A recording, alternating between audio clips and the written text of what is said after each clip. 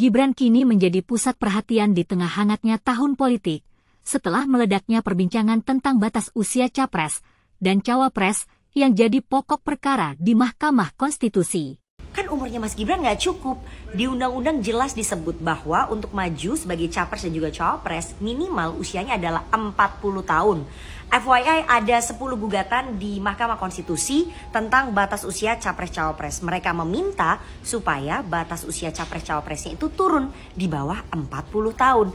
Nah, untuk informasi juga, dua penggugatnya itu ternyata dua kepala daerah dari Partai Gerindra.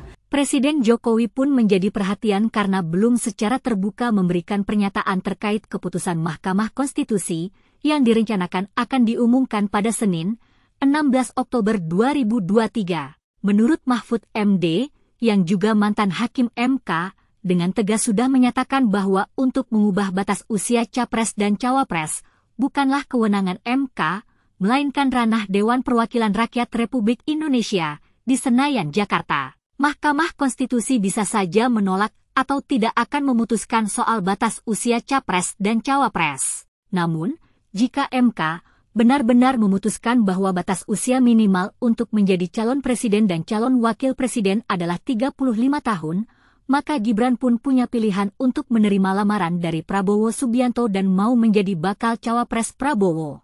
Gibran, putra sulung Presiden Jokowi ini juga punya hak untuk menolak. Atau, Presiden Jokowi mengambil sikap untuk tidak merestui kalau Gibran mau menerima pinangan Prabowo. Meskipun penolakan dari Gibran itu terjadi, begitu pula kalau akhirnya Presiden Joko Widodo tidak merestui Gibran, maka apa yang menjadi harapan Prabowo akan menjadi sebuah berita besar dalam belantika politik Indonesia.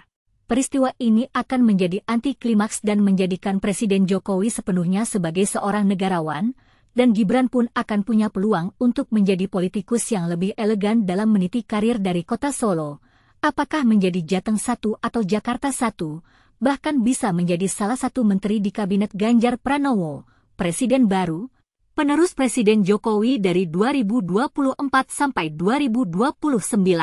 Jika keputusan politik itu adalah sebuah pilihan, maka inilah kesempatan emas bagi Gibran dan Presiden Jokowi untuk mengambil keputusan bijak, bukan hanya untuk Gibran dan Jokowi, melainkan demi kepentingan demokrasi yang lebih baik untuk menuju Indonesia emas sebagaimana sering dinyatakan oleh Presiden Jokowi. Kita nantikan hal terbaik untuk Indonesia.